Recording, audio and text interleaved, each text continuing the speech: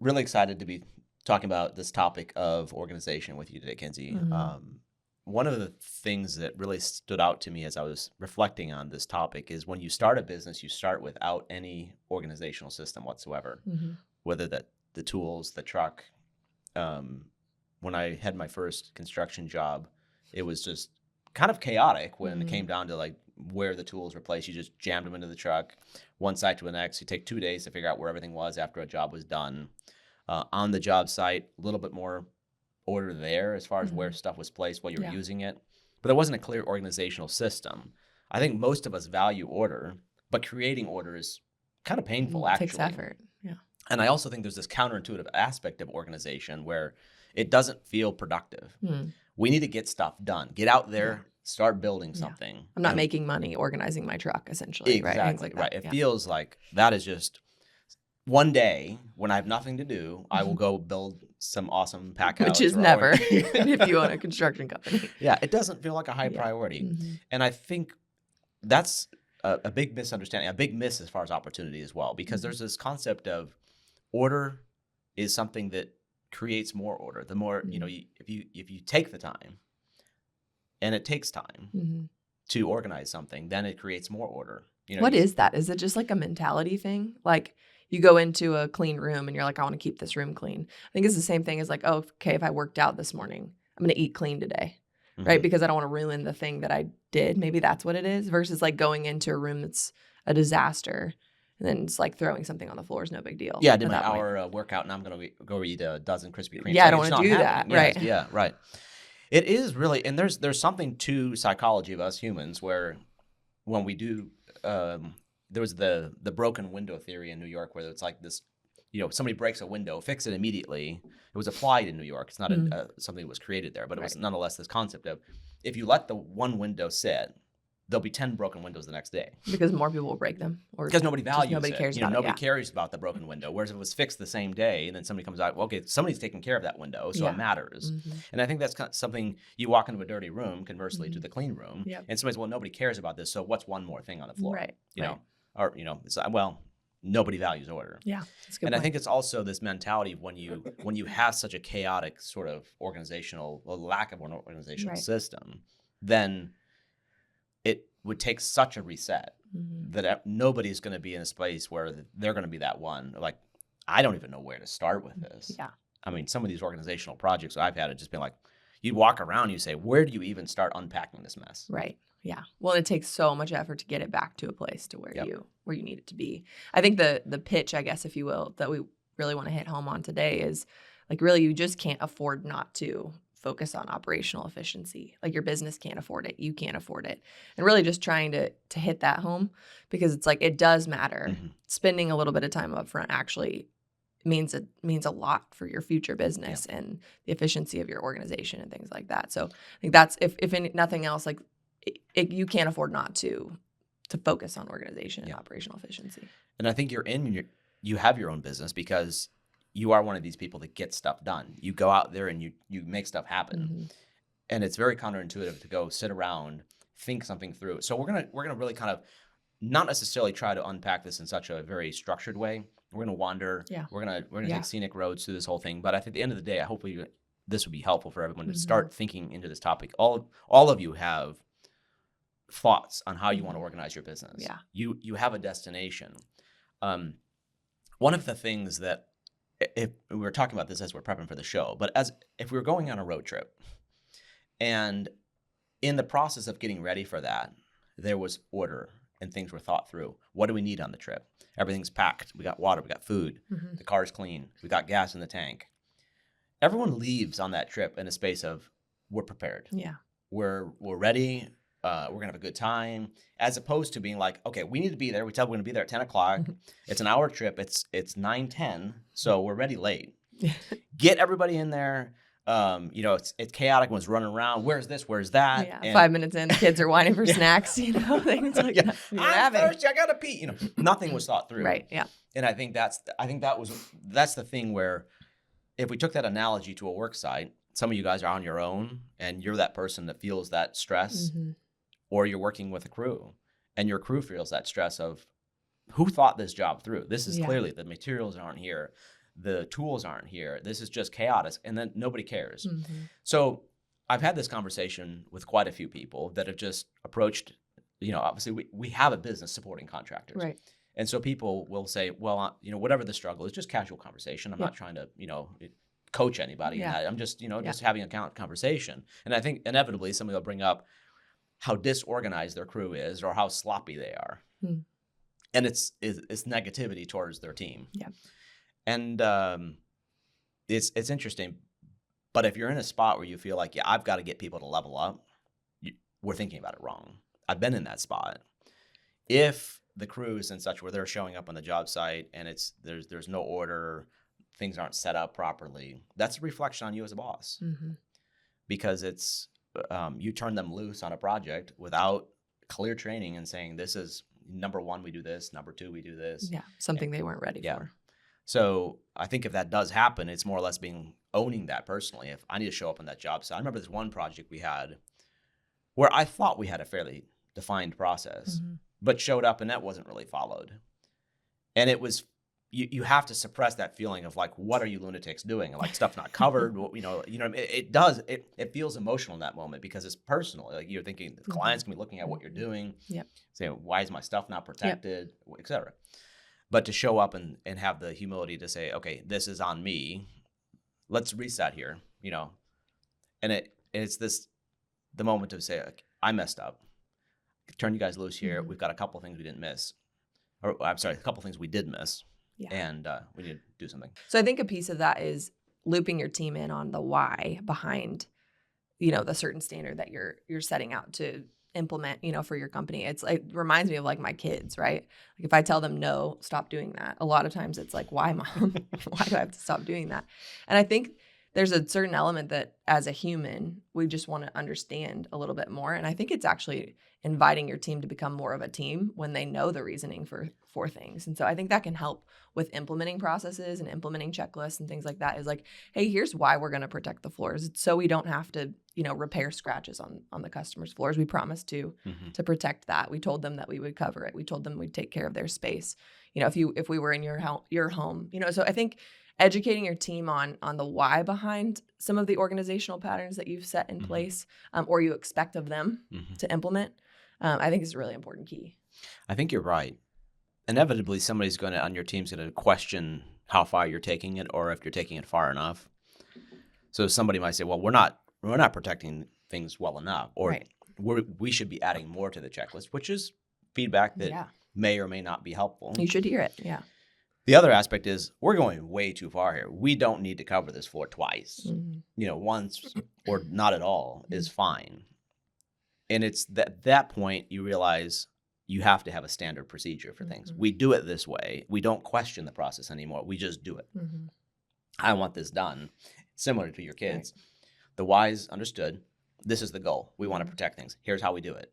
Yep. You invite them into it. Yep. But at the same time, you're saying, this is the way we're going to do it. And you're creating that buy-in from the team as well. Just being like, this is the way we do things. And yes, we want to improve it. Here's the goal. But we're going to follow this checklist every time.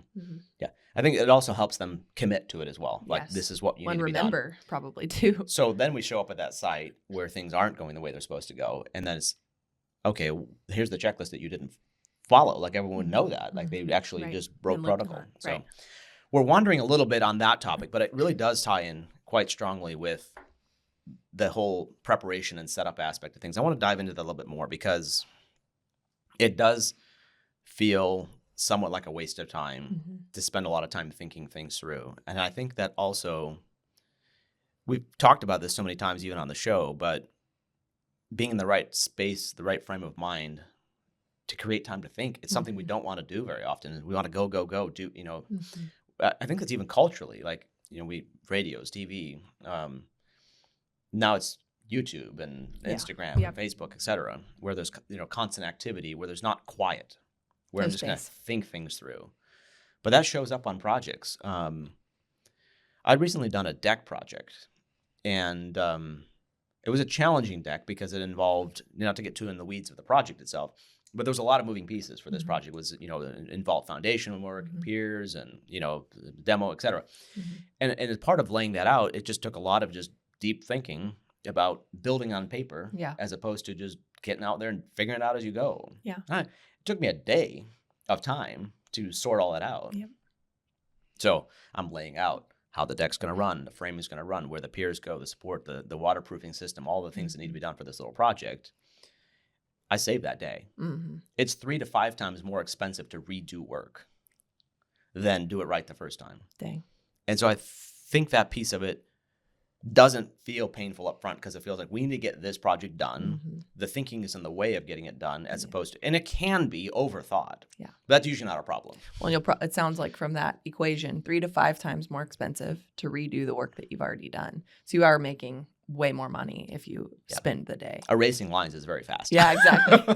Doesn't cost anything. Yeah, right. Like, oh yeah, that actually it's not going to work. Start over again. As opposed to getting half built and be like, oh no. Yeah. I feel like if I've talked to quite a few contractors and the ones who've been in the space for longer, it seems like they get to the point to where they're like, we're not doing the job without plans. You know, like it kind of reminds me of what you're talking about. Of like sometimes it takes a windy journey to land on the fact that it's like plans actually help. Now, I know sometimes contractors and architects can kind of butt heads and, you know, there's a lot of maybe disagreement on the way things should be done. But it seems to me that the more experience that a contractor has, the more likely that they are to just say no to any project that doesn't have plans. Yeah, it's good. For that reason. Yeah. They know the cost of making mistakes and having to cover it up and redo it and not cover it up in the way of, you know, Right. like, I just put some siding over it. It'll be fine. No, but I think it's weighty. That's important. 3 to 5 times more expensive. You're not making a profit on that job. It's hard to change order for something like that for a mistake, right? Yeah. It also speaks to a level of not doing. I like what you're going with that because you could say no to something that you can't ever get definition on. And in the process of creating lines, you're like, man, I spent a lot of time drawing things, discussing things, trying to work all this through to the point of we're good to go. Yeah. But at the point where you're saying we're not getting anywhere here, whether that's the selections, the design of it, whatever those systems look like, you're like, I'm not building that. That's not a solid. You can walk away from a project like that and you feel like, well, I wasted time. But no, you're not getting sued later because there's a big waterproofing issue or there's a problem that you just essentially walked into and couldn't get away from because you're building at that point and you have to get it done. For sure. I think though the interesting, like on the other side of that, a contractor who's like, I got to make money this month. It's pretty hard to put off a job for a month to make sure that everything's planned out. So it's like, there is this like interesting balance of, I can see both sides of like getting to the point to where you can say no to jobs is important. We talk about that on a lot of podcasts. There's tension there, isn't there? There is. But then it's like, if I'm like, well, I've got a crew to pay. I've got to get people on the job this week instead of next month. I can't delay it for design to be done. You know what I mean? Like it kind of gives this false sense of making money and being, you know, I don't know. Can you break that down a little bit? Yeah. Like what's the process look like to getting to the point where you can build buffer and, you know, say, hey, we're going to do that in a month or 2 months or 3 months instead of like, yep, we can start next week. It's interesting because it feels, I think the theme of this podcast is you can't afford not to. And I've arrived at that point from so many mistakes of just rushing to trying to like, well, we need to get it done. Like this week is the time, this is when we said we would do it. Right. And I think you just need to get away from external pressure to get something done as opposed to being like, it's not ready to do. You know, drywall doesn't happen until the mechanicals are done and they're done. You know what I mean? Like they just, you can't work around stuff like that. And I think that's this theme of one complete process at a time. Get the thing done. And if it takes an extra week, it takes an extra week. And I think that sets you reputationally apart from other people that are just bombing through it. The goal, similar to a road trip, is to arrive safely. To arrive there, you know, not be stranded on the side of the road with an empty tank of gas. You know, like there's an aspect of, it feels more efficient to skip the fuel stop, but you need it. You know, if you're on a racetrack, you need to change your tires. You're going to blow, you won't win. You know, and so I think that's an aspect of, sometimes it feels faster to skip the pit stop, but you need them. You need to you create that margin. And I think if you're in this spot too, it's like, well, I've got to get that paycheck. I've got to get this thing done. There is a balance. There is a moment where you're saying, okay, this is actually, we can wait on that improvement to our organizational system until the next job. But most of the time, there are some prerequisites. You just have to do them. Yeah, that's good. Let's break down a couple of things too, because I think we're wandering into maybe 2 different topics here. One of them is the aspect of like running a project, the you know, material scheduling and sourcing of what products you need, how many of them you need, like all of that aspect Yeah. of it.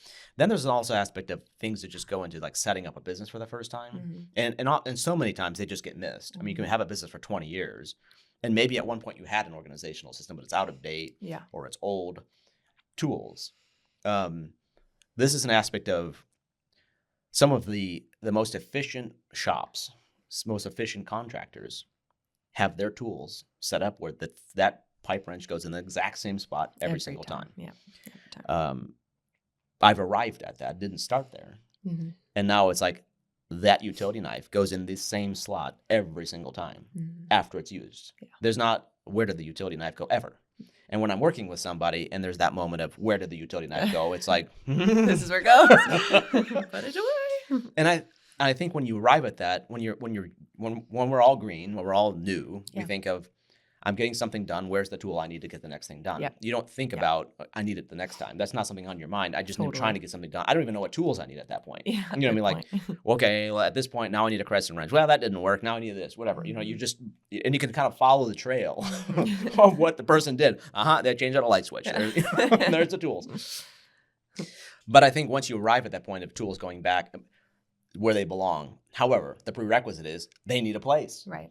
Where does that belong? Yep, and then when people get trained into that of being like, you have your own personal set of tools, then there's company tools, and they always go in the same spot after each use. I mean, and then there's product.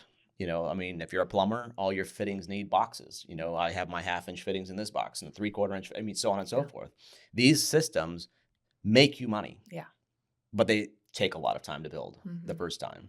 And so progressively working towards that of like, okay, the next job, we're going to organize this set of fittings. And the next project, we're going to, you know, level up in this regard. And we're going to build out those pack outs or whatever that thing is. And I know a lot of you guys are already doing this, but it's something to come back to as well of just being like, how can I level up here? Yeah. One more. Because you probably never reach a destination of that. There's always another area. Never arrive. Another area in your business, another area operationally, another area in the trailer, or you get a new trailer, or you get, you know what I mean? Things like new truck, new whatever.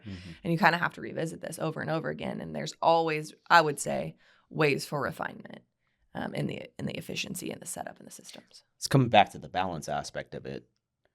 Organization becomes fun and you want to create more order. And now like, the tension is being like, okay, now actually it's go time. What's that? I said we lost everybody. Oh. Organization is out.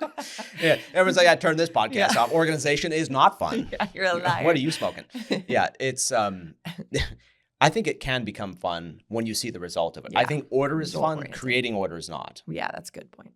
Everyone can appreciate an order. Like I'm not going to walk into somebody's, you know, you look at these trailer plans or somebody builds out their tool organization system, whatever. YouTube videos. Yeah, so you're like, that is sick. That is nice.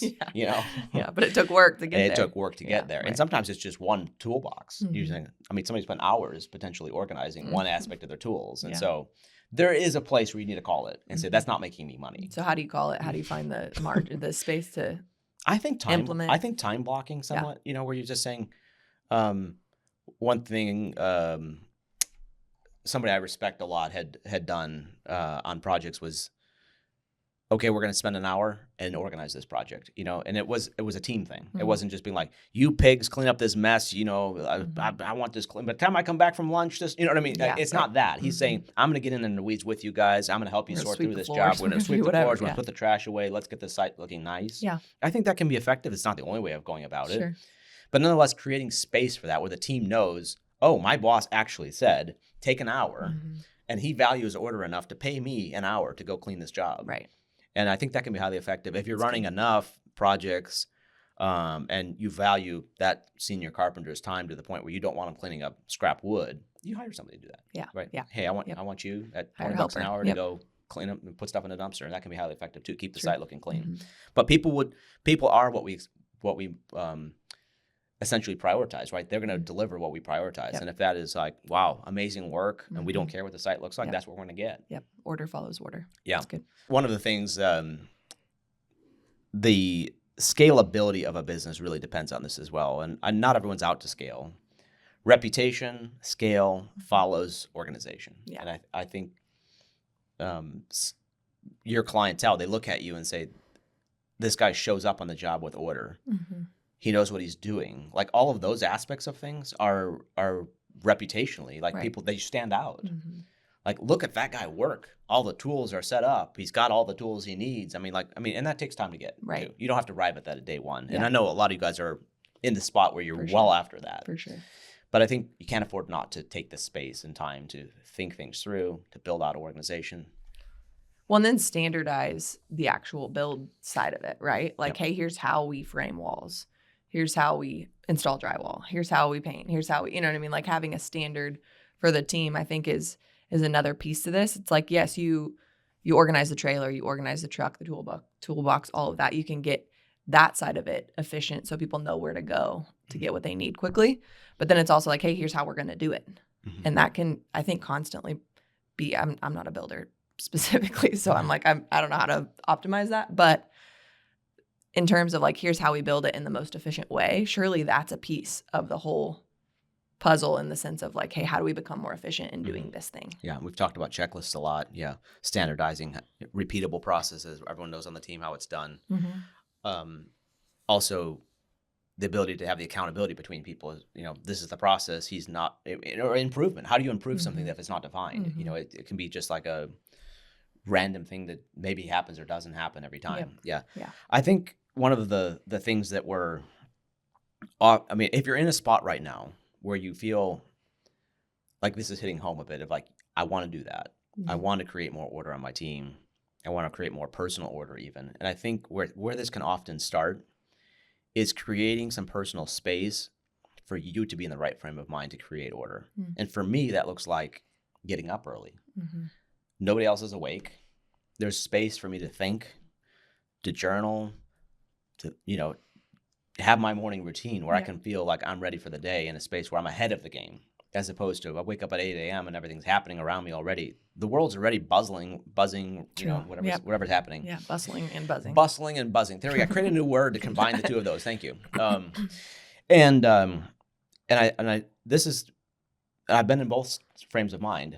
But when you show up with space and intention, and suddenly you'll have these thoughts where you're thinking what you're going to do that day. You think, brilliance. Like that's going to come out of each one of you as you create the space to think things through. And you say, that job I'm starting today, I need to make sure this is done. Or maybe you pull away from it and say, actually, we're not ready to go. I just thought we need to pull this particular permit or whatever it is. There's the more space you have to think things through, you're going to be able to sort a lot of this stuff out. Yeah. And I think the most productive thing we can do is often the counterintuitive aspect of stepping back, resetting, taking the time to say, and not making it a negative to yourself or to your team. This is a positive. You're essentially making this is opportunity where you can fly through things when you have order, when you have the ability to, when things are all ready to go. You show up at a project and things are thought through. Right. It's an amazing feeling. Yeah. The materials are sourced. The customers are happier as opposed to just showing up being like, well, we'll figure it out when we get there. Yeah. You don't want that. Yeah.